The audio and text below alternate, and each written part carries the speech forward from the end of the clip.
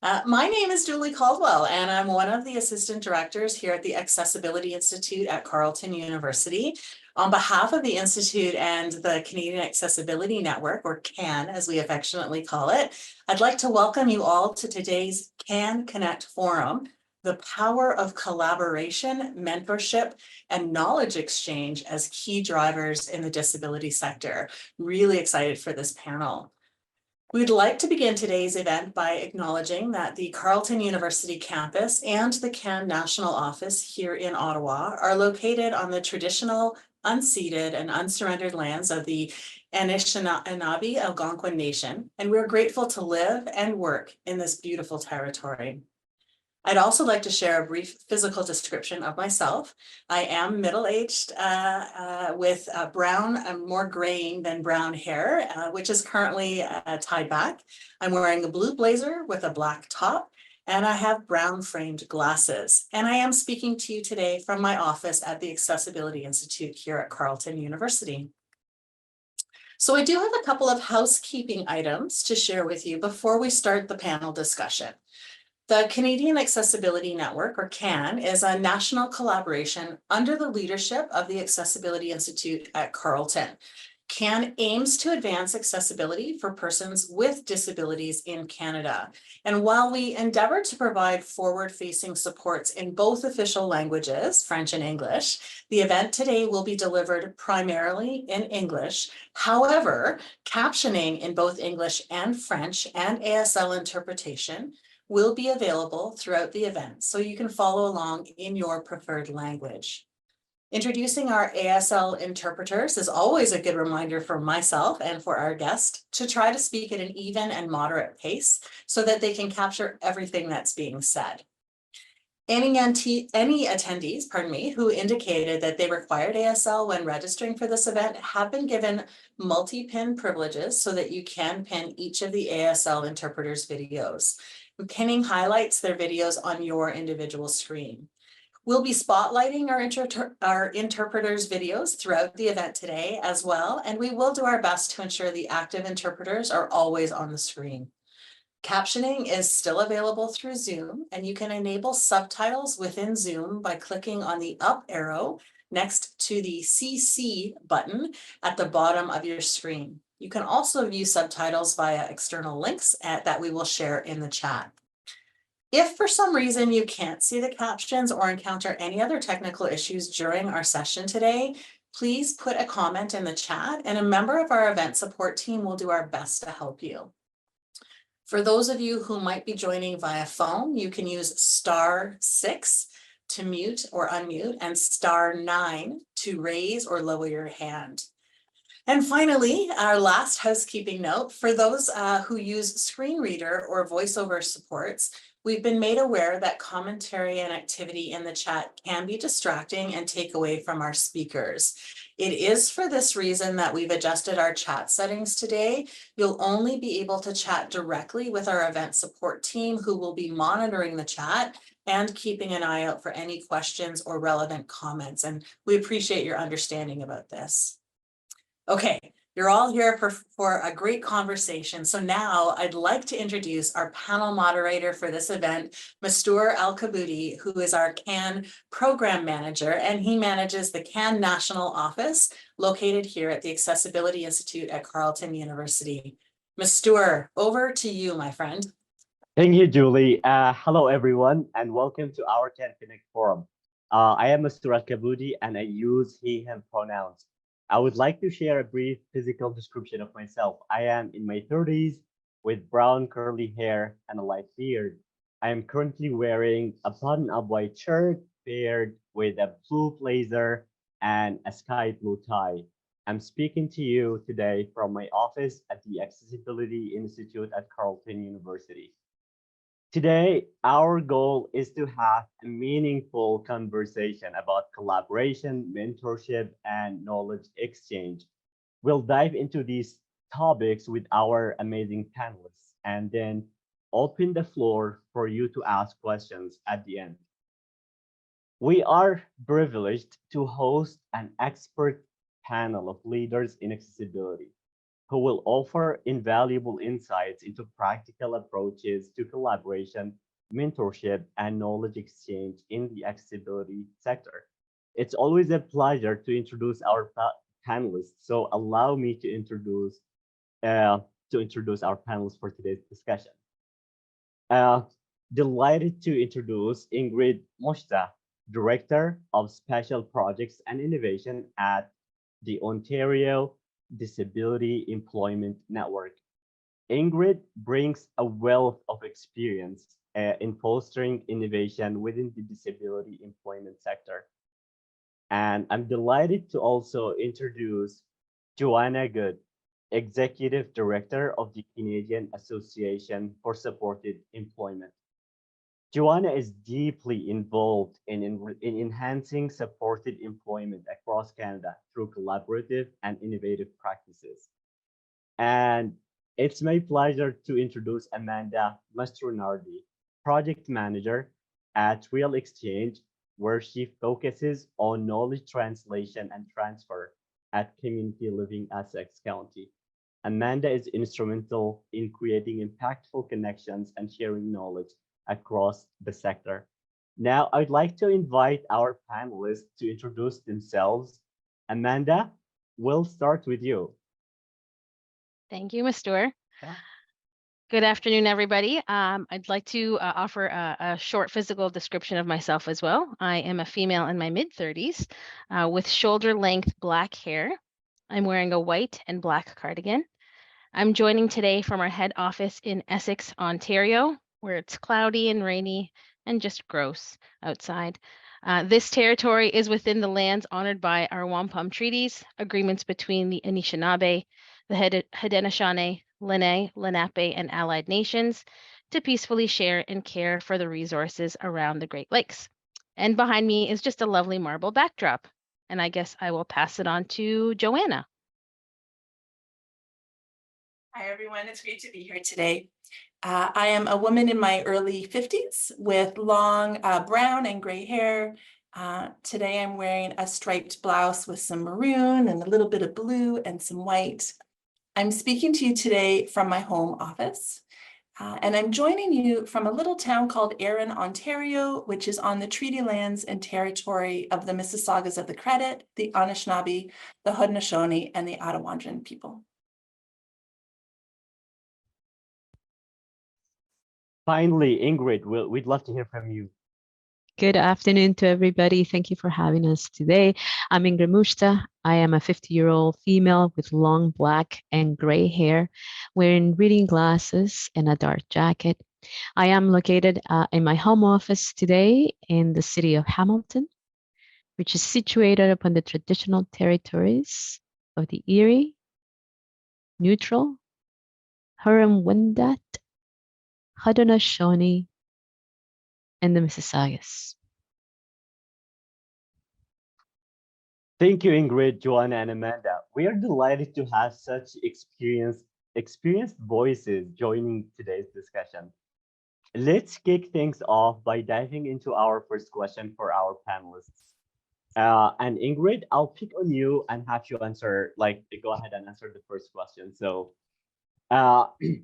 this Can Connect forum aims to dive into how collaboration, mentorship, and knowledge exchange are key drivers for advancing the disability sector. Can each of you share your perspective on why these elements are crucial and how they contribute to sector advancement? Ingrid, to you. Thank you, Mr. You know, I don't think it's a secret for anybody to realize that many of the organizations in our sector are not-for-profits, and we all have limited resources and capacity. That is a reality that we live with and that we are challenged by every day. It is through collaborations, it is through partnerships that service providers doing great, amazing work can increase their organizational effectiveness and efficiency.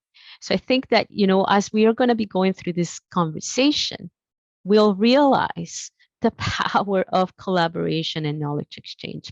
You know, collaboration can drive great innovation and the flexibility to respond to challenges and changing complexities for the people that you support. If you are in the call and you are an employment service provider or a service provider of other community supports, healthcare, collaboration and partnership is something that you are probably already doing and that you are already benefiting from. But ultimately, enhancing outcomes for the clients that are being served is the driving key for collaboration and partnership. I mean, in terms of mentorship, as you had asked, I think the best example that Odin has been involved with would be Mentorability. And that is a mentorship program that I think your guest, Joanna, would be best to speak about. Thank you, Ingrid. Your insights on how collaboration not only enhances efficiency, but also improves client outcomes are invaluable. And since you brought up Joanna, so Joanna, I'm going to ask you the same question. So can you please share your perspectives on why collaboration, mentorship, and knowledge exchange are crucial and how they contribute to the sector advancement? And thank you for the shout out, Ingrid. CASE's Mentorability project is one of many that we operate, all based on the understanding of the importance of collaboration and partnership. And so as a national association, there is a lot of strength that CASE brings to these projects, but there's also a lot of gaps in what we can do. And that's where partnering with provincial level networks like Odin and community partners that are working on a local level is really impactful. It gives us a 360-degree view of what we're doing and brings multiple strengths to the table. I think it's worth noting too that as nonprofits, unfortunately, funding mechanisms can seed competition. Many of us working in this space are actively pursuing the same limited pots of money. And what that can unintentionally do is create a culture of ownership, of competition, of working in silos. And that impedes our learning. It impedes the growth and the strength that we have when we work together. Disability inclusion, this main component of our shared work, is a really important, but also a really complex issue. And there's many groups working in this space trying to make progress. Collaboration ensures that we're not duplicating each other's work, and it also ensures that we're not negating the efforts that our partner organizations are making. Thank you, Joanna, for your insights. Your points on overcoming competition through collaboration and the significant impact of mentorship on disability inclusion effectively underscore the need for cooperative efforts. Now, I'm curious to hear from Amanda. Amanda, I'll pass this question to you. So can you please share your perspective on why collaboration, mentorship, and knowledge exchange are crucial and how they contribute to the sector advancement? Thank you, Mr. I'd love to. So I think all three, the collaboration, the mentorship, and the knowledge exchange piece, are crucial pillars in advancing not only the disability sector, but really any sector. And I just want to pin something that Ingrid mentioned, which was, we're all here for the same purpose. We're all here to ensure that the outcomes for the people that we are supporting are the best that they can be, right? All of our efforts are focused on ensuring that we are providing the best care and support we can. So via collaboration, it's essential because it brings us together and allows us to share diverse perspectives and expertise. Our partners are able to leverage their own strengths while, compensating for each other's weaknesses. I always say multiple heads are better than one. And again, I think Joanna mentioned the efficient use of resources. Why are we, hoarding, these things when we can be sharing the resources? And that collaboration facilitates partnerships between different sectors. So we need to kind of start to think outside the box. Like, we don't just need to partner with like-minded organizations, but if we start looking at, multi-sector collaborations, like government agencies, other nonprofits, academic institutions and businesses, they're helping to enable maybe a different pool of resources that maybe we didn't have access to before. And it helps us to address issues that are facing people with disabilities, such as accessibility, such as employment. I know Odin's very focused on, helping people to get to work with disabilities, healthcare and education. And just touching on the mentorship piece, I think advancing the sector through mentorship is a wonderful avenue to be able to, pass on that tacit knowledge that we don't want leaving the doors when somebody retires. We need to keep that information here, and ensuring that steady stream of committed professionals are dedicated to driving the sector's progress. And that helps to keep the DS sector and other sectors moving and thriving and growing without having to relearn or reinvent the wheel, which I think is a huge driver in what I'm going to talk about next is knowledge exchange. So whether through conferences, workshops, publications, or just networking in general, we can share our latest research, our innovative solutions, and again, in an effort not to reinvent the wheel, ensure that that information is reliably and easily accessible through something like Real Exchange. And that ongoing learning is essential for adapting to new challenges and continuously improving services and supports, again, for the people that we serve, people with disabilities. And alone, we cannot do all things, but together, anything is possible. Thank you, Amanda. Accessibility is everyone's business, and you highlighting that, thinking out of the box and reaching out to other sectors, to collaborate. It's not just about, like this sector or that sector. It's everyone's business, and it's everyone's role to play in accessibility. Thank you for bringing these important points. So we'll move on to our second question, and Joanna, I'm gonna start with you with this question, if you don't mind. Can you provide an example of a successful cross-organizational collaboration in the disability sector that led to innovative solutions or improvements? What were the key factors for success in this collaboration, and what significant challenges were encountered during the process, especially in terms of implementing these innovative solutions? So as I said, most of what CASE does is in collaboration with other organizations. When I was talking about mentorability, I noted that mentorability is coordinated as a project nationally, but it actually rolls out with the provincial and territorial leadership of our hub organizations like Odin, and then these critical activities taking place at a community level with our community partners. I think the benefit of that collaborative work is it allows everyone to bring our strengths to the table. And the result is a far more successful project than would ever happen if any one of those bodies was acting in isolation. Our innovation lab is another example of a project that rolls out on that same model, where it creates intentional space for partner organizations to test and evaluate innovations in the sector in a supported, held environment where they can be learning with and from other organizations. One example from the Innovation Lab that comes to mind is when some of our partners were running into problems with take-up of their innovative initiatives. They weren't getting the amount of buy-in at a community level that they thought they might. So they brought that challenge to a community of practice that exists within that project, and were able to problem solve with other stakeholders to come up with a whole wealth of ideas to address that. I wanted to touch on again some of the ongoing partnerships that CASE and Odin have.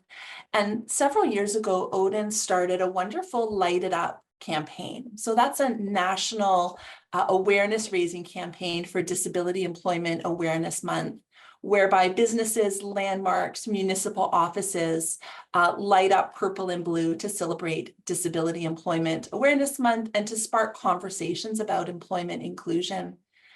Odin had been leading that project, that campaign, fairly successfully. When the opportunity came in to partner with CASE, we were able to bring it nationally. And it allowed each of our organizations to bring forward what we do well, to now this really wonderful, you'll have to help me, Ingrid. I think we're in year 4, maybe. This is Coming the up on 5th. 5th, pardon me, coming up on the 5th year. Last year, the Light It Up campaign saw almost 700 locations in 150 communities taking part. And so it just speaks to the power of that collaboration to extend reach, to extend our learning, to contribute to our impact. The last example, oh, sorry, Go ahead. Sorry, no, go ahead. Yeah. Just another example that comes to mind. Case does a fair bit of work around learning and development and supporting capacity building in our sector. And we had the opportunity just this past year to partner with CEREC, who is a national organization that advocates for education, research, advocacy around career counseling. So a similar line of work, but not with a disability focus. And through a collaboration with CEREC, we were able to develop a certificate program on intersectional approaches to supporting career development. But again, we were able to bring our own networks, our own learning, our own experience to that shared project for really fabulous results. Thank you, Joanna. Your insights into cases collaborative projects like Mentorability and the Innovation Lab highlight how strategic partnerships, can enhance the scope and impact of our work in the disability sector. Now, Amanda, I will ask you the same question to hear your thoughts on this topic. Can you provide an example of a successful cross-organizational collaboration in the disability sector that led to innovative solutions or improvements? What were the key factors for success in this collaboration, and what significant challenges were encountered during the process, especially in terms of implementing these innovative solutions? Thank you, Ms. Stewart. So I'm going to speak to Real Exchange, which is our online learning hub. It's a collaboration between the Partners for Planning, the Ontario Disability Employment Network, ourselves at Community Living Essex County, and we're supported from the Ministry of Children, Community and Social Services. And our partnership, our collaboration has allowed us to connect to over 1,800 members and over 515 organizations in Ontario. And this partnership allows us to provide resources, learning modules, collaborative events, and a mentorship program, just to name a few. Key factors that have helped with this success, I think first and foremost, passion.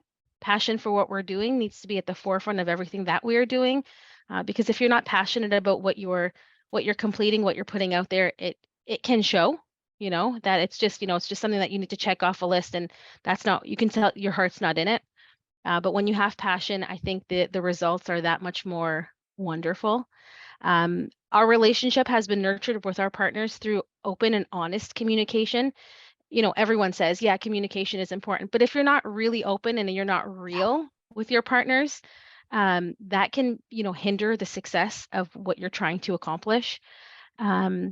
And being honest, if something's not working for you, say it. If something is not sitting well with you, say it. And we have that really wonderful working relationship where we can say what's on our mind. We typically don't sugarcoat anything, but we just keep it real. And I think the results that we've been able to see, the successes that we've been able to achieve, shine through those key factors. And accountability. Accountability is another very important key factor. If you say you're going to do something, we hold our partners accountable to completing what they say they're going to do. And in that way, we just work really well together. And it's honestly one of the best collaborations that I've been a part of. One of the key challenges, I will say, at the beginning of Real Exchange, when we were first kind of coming together, we had some folks on board who weren't passionate, and you could tell that they weren't really interested in what we were doing, and that, kind of brings down the ship. But when everybody is on board and everybody's interested, everyone has that passion, everyone can see where the ship is, trying to go, and we can navigate it much more smoothly and much with a better flow when everyone on board has that interest and that passion. So yeah, that partnership has allowed our agencies to form really strong connections with each other and to achieve that mentality that together we are stronger. Appreciate your perspective, Amanda. Passion and communication, and that brings up, like something near and dear to my heart, which is the Canadian Accessibility Network. So what brings us together is two things: our expertise and also our passion, for the work we're doing across Canada. So your example of real exchange illustrates the power of open communication and strong pre-existing relationships in forging successful collaborations that genuinely, make a difference. So I will turn to Ingrid right now to hear her perspective on the same question. Ingrid, can you provide an example of a successful cross-organizational collaboration in the disability sector that led to innovative solutions or improvements? What were the key factors for success in this collaboration, and what significant challenges were encountered during the process, especially in terms of implementing these innovative solutions? Ingrid? Thank you, Mr. I was going to say I wanted to speak when Joanna was speaking about Light It Up for Endeem, because that was an idea that happened while two people were walking down in Toronto, the city of Toronto. And it was a perspective from somebody from outside the sector. So, this goes back to the concept of we need voices that are different from our own, that are outside of our sector, to strengthen the outcomes of the things that we're doing, the impact that we're creating. And then when Amanda was talking about the collaboration and the openness and the communication that the partners at the Real Exchange have, she's on point. But we also document everything. I think that that's also something that we need to be mindful. At Odin, we have a number of resources that speak to partnership and how in the sector there are a lot of organic partnerships, but often they're not documented. And if it's not written, it's not known. And so I think writing and documenting from a perspective of communicating, not just to your internal partners, but to the external stakeholders, what you are doing is important. So, and to that point of examples of collaboration, what I can talk about would be case studies that Odin documents of the work that employment service providers in that network are doing. Many of these organizations are collaborating, are partnering with other stakeholders in their communities, with businesses in their communities to advance employment opportunities for people who have a disability. And what I have noticed as what drives success comes back to this concept of commitment for outcomes that really eliminate barriers to employment. So you may have a professional who's driving promising practices and innovation in the way that he or she is working or they are working with job seekers. Maybe it's the organization themselves that are looking at innovative technologies. I'm thinking now outside of my circle, I'm thinking of AI, artificial intelligence, as something that employment service providers are looking at to drive innovation. In terms of the things that make these collaborations, or some of the things that we need to keep in mind, is that sometimes we forget to celebrate. I want to make that point that sometimes we're so busy pushing for things to get done, then we often might not take the time to celebrate the accomplishments and the successes of the partners that have come together and the stakeholders who are driving these collaborations. So if anyone here in the call, is a leader, someone who has a leadership role, and you're nurturing collaborations within your organization, make time to celebrate the efforts of those who have brought the outcomes of what you're celebrating. And then in terms of challenges, I would say that there's a number of them. Joanna has already alluded to the fact that restrictions in funding sometimes limit our capacity, whether it's capacity from an organizational or operational perspective or human resources. It could be a lack of commitment across the entire organization or across the team. You might have someone who's leading the charge, but has nobody behind them. And so you want to ensure that when you are bringing together collaborations, that the leadership and across the organization has committed to that collaboration that you just formed.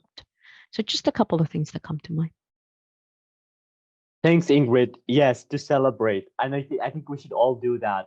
I really appreciate, that you underscored the importance of clear communication and commitment in collaborations, right? Your point about celebrating successes reminds me personally and all of us hopefully of the human element, crucial to sustaining long-term partnerships. And with that, we will move on to our last question, and then we will open up the floor to our attendees to ask questions. So our last question, and this time I'll start with you, Amanda. Uh, could you describe a success story from your mentorship initiatives in the disability sector that highlights the transformative impact on both mentors and mentees? Additionally, how do you facilitate effective knowledge exchange among professionals in this sector? And what platforms or tools have you found to be most effective? Thank you, Amanda? Yeah. Thank you, Ms. Dorr. So Real Exchange does have a mentorship program in place. It's almost a year old. And in that year, we've seen some really incredible successes. We connect mentors and mentees in 13 different categories. Some of our categories include human resources, finance, fundraising, marketing and communication, advocacy and skill development, and operational leadership, just to name a few. We've had several mentorship relationships where the mentee sought to learn something from their mentor in an effort to develop themselves further to potentially obtain a promotion.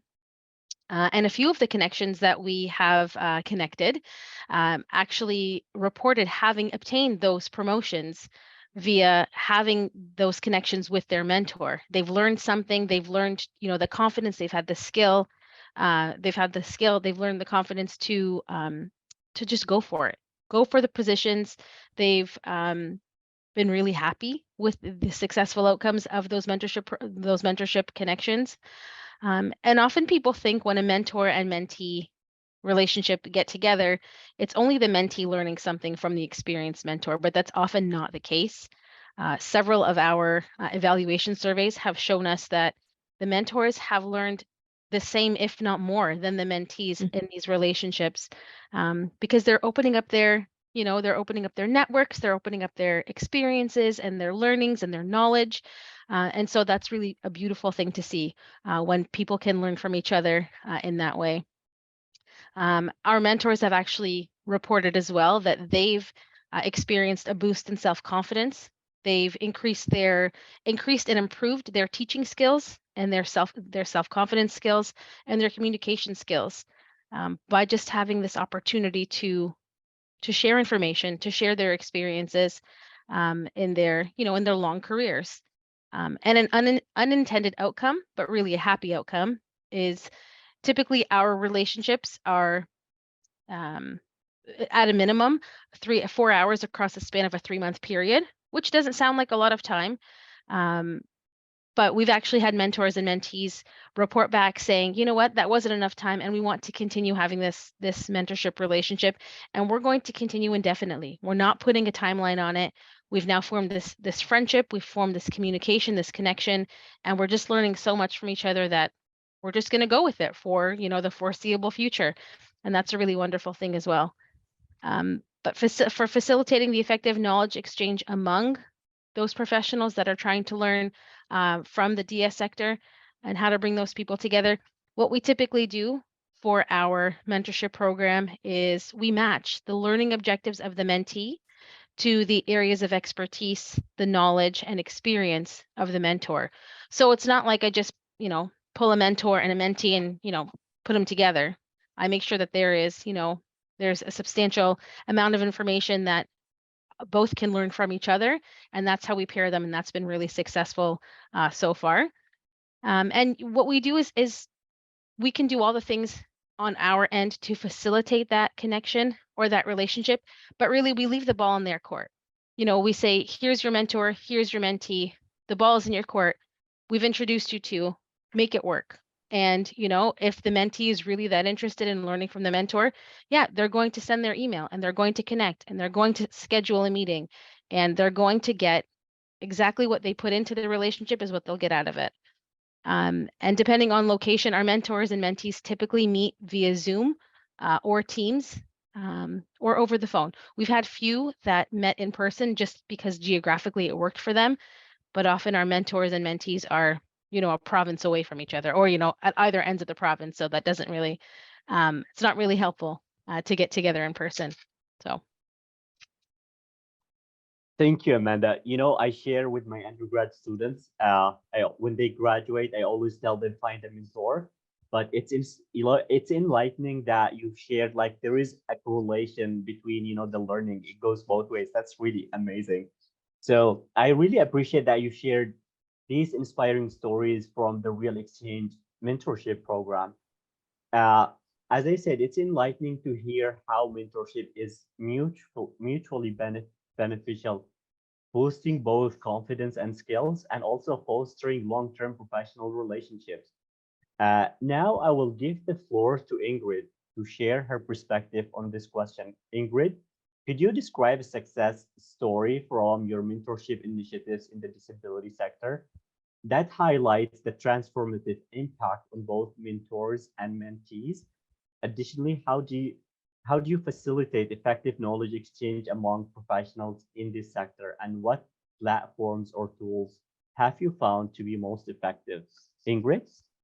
Thanks, Ms. Stewart. And I think, in terms of platforms and resources, I think both your guests here, Joanna and Amanda, provide you the best resources and the best platforms to look. But maybe I can share a bit of a story, not story, but a bit of background that we often hear here at Odin. We are a network. We don't work directly with people who have a disability, but through the organizations in our network, we get to hear some of the success and the impact, very similar to what Amanda was just talking about, the impact that mentorship can have on job seekers who became employees, job seekers who have a disability. Because we often say that mentorship is career development, it's career growth, right? And for people who have a disability, the job that they may just landed could be their first job. The data does show that for youth and for post-secondary students who leave the educational system, going into the workforce, maybe that first job, maybe that first employment opportunity may be their first job. So through mentorship, they are provided an opportunity to learn about work culture, about the social nuances that are not written in the policies and procedures from HR. And it provides them an opportunity in a bit of a safe environment to learn about workplace that they might have not had an opportunity to learn about before. And in terms of the supervisor or the colleague who is providing a mentor, being the mentor for that person, it does provide them with an opportunity for growth development. So it could be seen as a leadership opportunity, just as Amanda was noting. You get to learn from each other. It is through those mentorships that you're facilitating internal workplace knowledge exchange.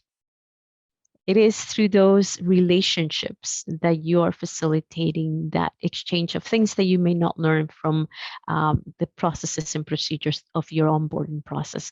So for anyone in the call who is a direct supervisor, consider mentorship as anything that is good for everybody, regardless of whether they have a disability or not.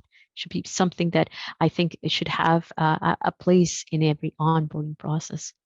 And before I let Joanna speak about mentorability, which is another impactful mentorship opportunity, mentorship can be very transformational for people who have a disability. And so if you're on the call and you have access to, or not access, but youth who have a disability, consider reaching out to organizations that support youth so that you can become a mentor to those young people. Because as I mentioned already, it's very often that people who have a disability, not everybody, leave the educational system without the opportunities to develop employability skills. And so through mentorship, they can do that. They can consider career exploration, development of soft skills like communication and just even talking about what they want to do. They might not have had that opportunity in the past. So I'll leave that as a challenge to the audience to consider mentorship as something that will develop our sector and the young people and people who are being served by the disability sector. Thank you, Ingrid. Encouraging all of us today to engage in mentorship reflects the transformative potential it holds. It really does. And now I'd love to get your take on this question, Joanna. Could you describe a success story? Yeah, could you? I'll read it again. Sorry. Yeah, could you describe a success story from your mentorship initiatives in the disability sector that highlights the transformative impact on both mentors and mentees? Additionally, how do you facilitate effective knowledge exchange among professionals in the sector, and what platforms or tools have you found to be most effective? Joanna?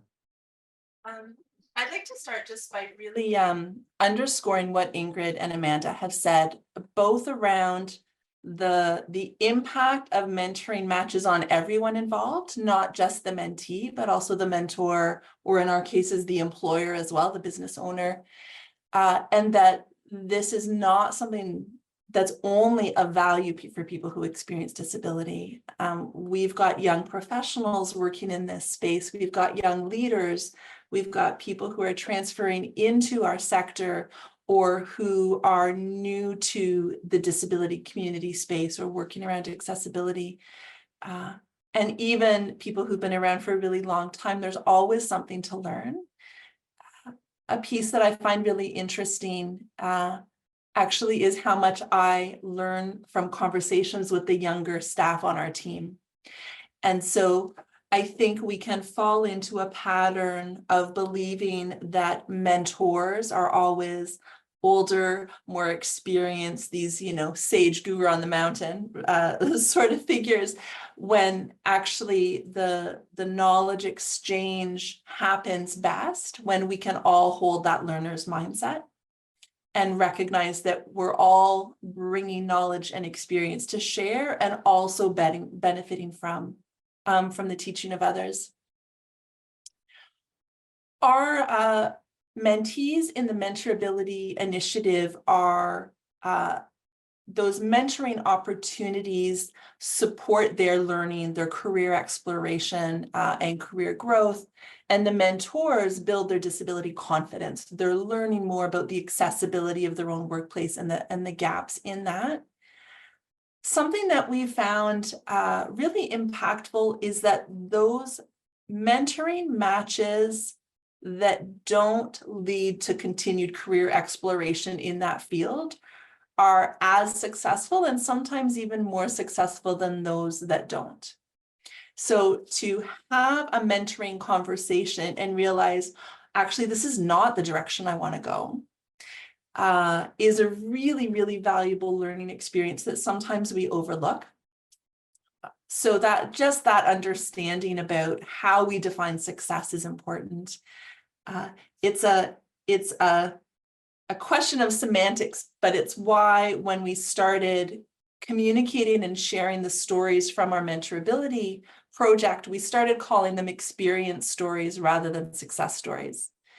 Because I think sometimes our definition of success can be falsely narrow.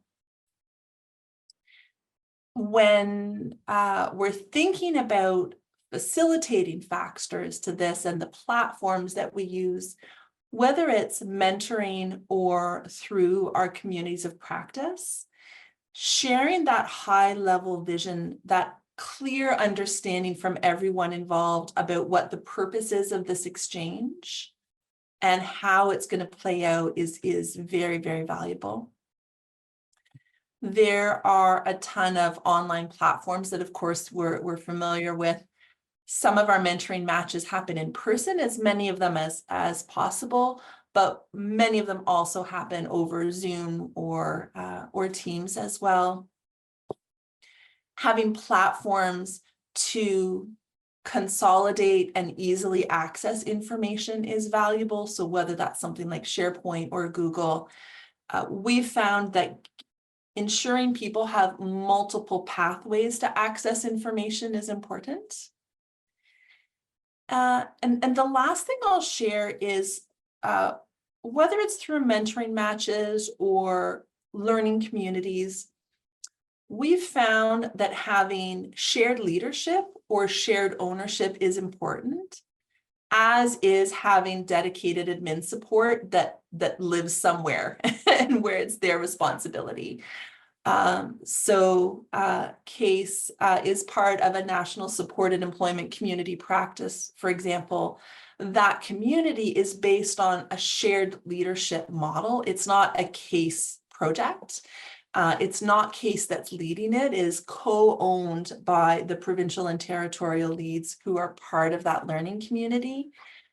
But we've found it's infinitely helpful to have someone who holds responsibility for scheduling, for sending invitations to SharePoint, for taking minutes and sending them out. There really are just some logistical pieces that, because our lives are busy, can fall off the side of a to-do list if they're not particularly owned by someone. So recognizing that the administrative ownership and the leadership of a learning community don't have to be the same. And I think the last thing I would share is the learning that we do from one another with one another is really important. And it runs the risk of being buried under the weight of our day-to-day work and the operational tasks that people are facing. And so a particular role for leaders in the sector, I believe, is to hold this as critically important for themselves and for their staff. Because it may mean prioritizing. It may mean that some tasks are not getting done today because there's a learning opportunity that's really valuable and that we want to take advantage of.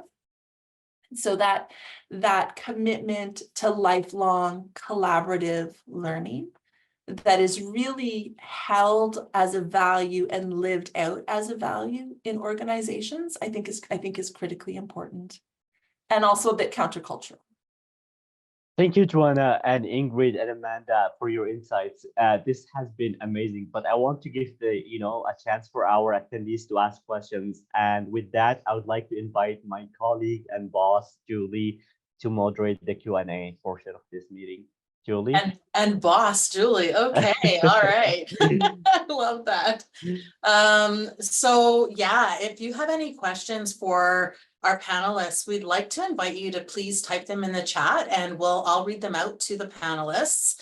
And if you require ASL interpretation to ask a question or share a comment, please raise your hand and we'll spotlight your video and invite you to sign your question. For anybody who might be joining us over the phone, the controls you can use to interact with us during the Q&A are *9 to raise and lower your hand, and *6 to mute and unmute yourself. So I just want to see where we're at with questions. We'll give everybody a moment to type some things in there if they've got some questions. I just want to personally say I was so inspired listening to each of you speak today. You know, some of those key words you talked about: passion, you talked about celebrating the people who are doing this work. You talked about the power of collaboration, and just prior to this event, we were having a meeting trying to describe collaboration in a previous project, and I thought, oh, you've perfectly described what we were trying to get across. There's just so much power in the ability for us to come together, to work together, to share, to learn, to grow. So thank you to each of you for your insights on the panel today. I do have a question here now. We've talked a bit about how important it is to celebrate the wins. I think Joanna mentioned experience stories. What are other ways you are documenting or celebrating the impact of your measurement initiatives and on the mentor, mentees, or the organization as a whole? So Joanna, over to you. The experience stories are one of the key ways that we do that, primarily because we can get a broad reach. So you can find some of those experience stories on the CASE website.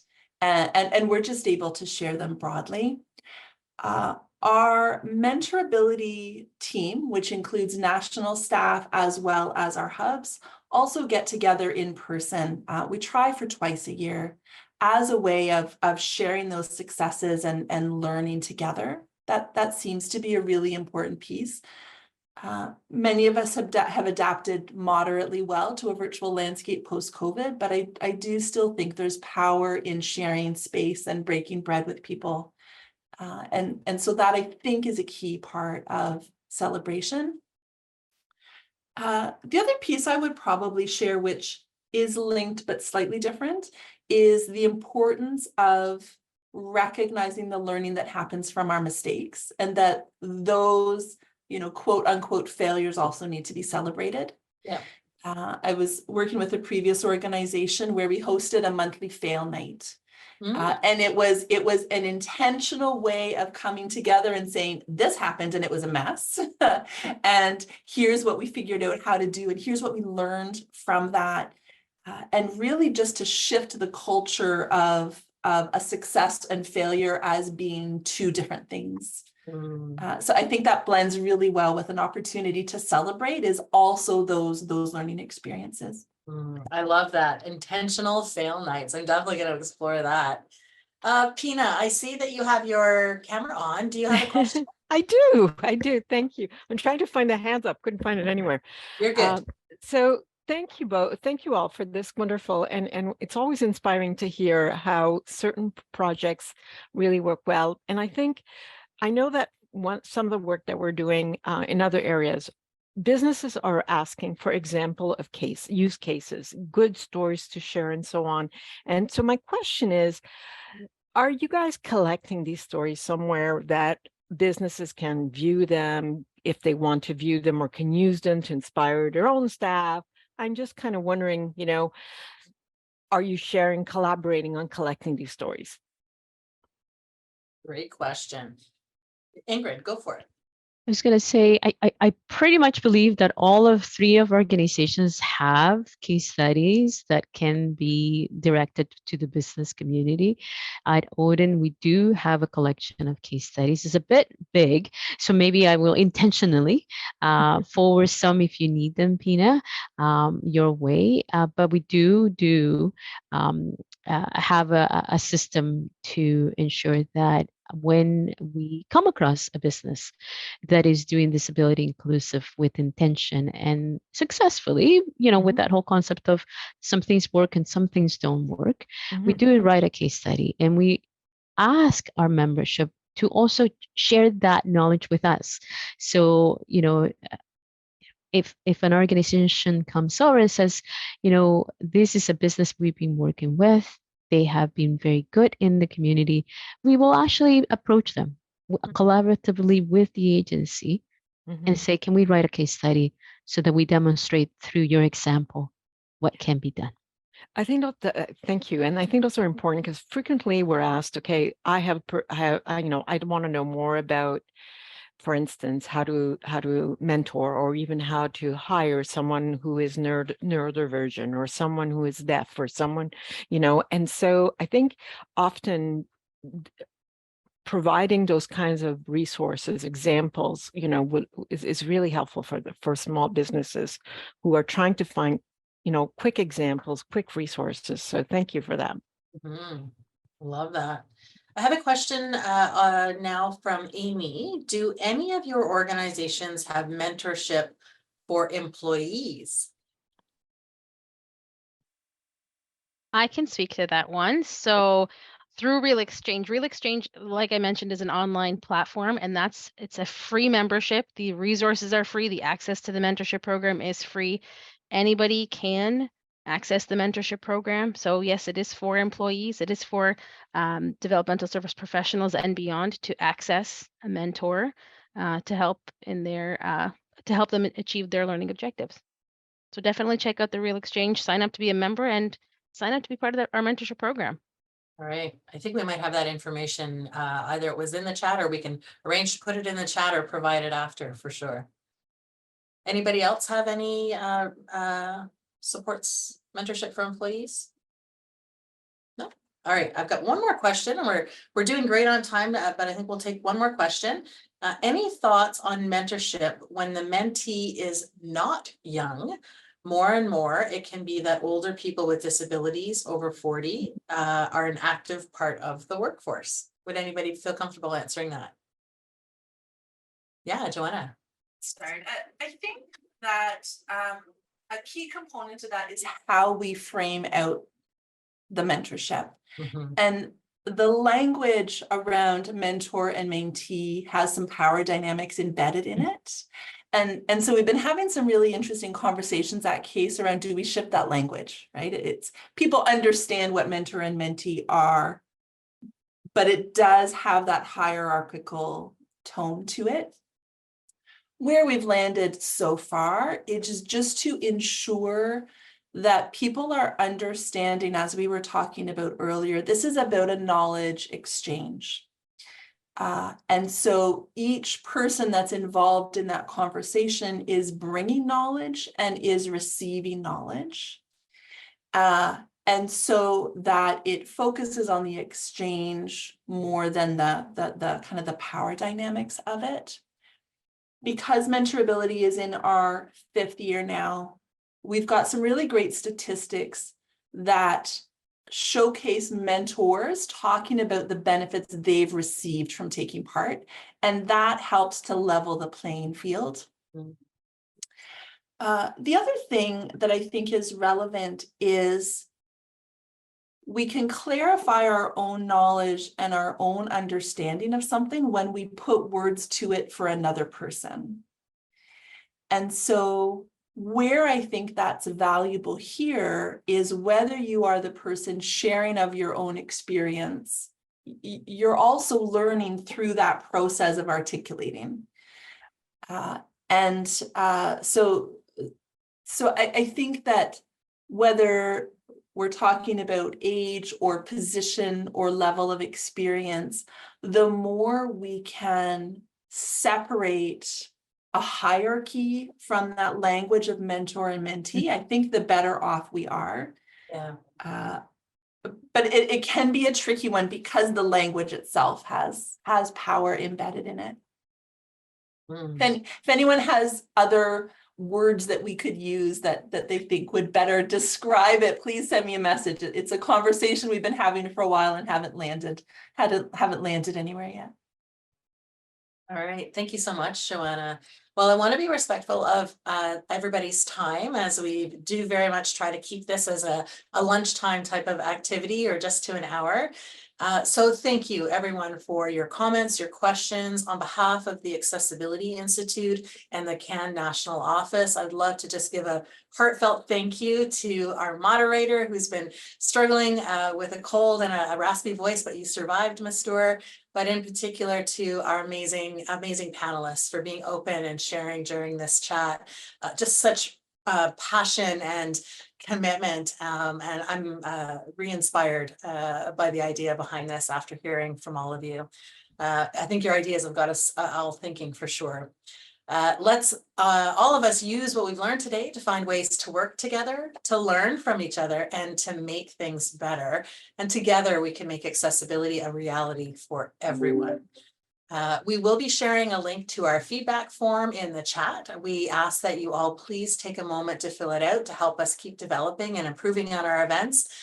We've been doing these for about a year or so now, and we're always looking for ways to improve. Or if you've got ideas for topics, feel free to put those in there too, and we would love to hear about that.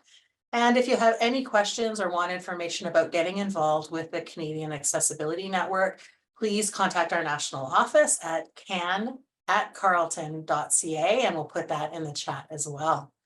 So my friends, I think that is it. I do want to leave one little teaser for the next event. Our next Can Connect Forum is happening in May.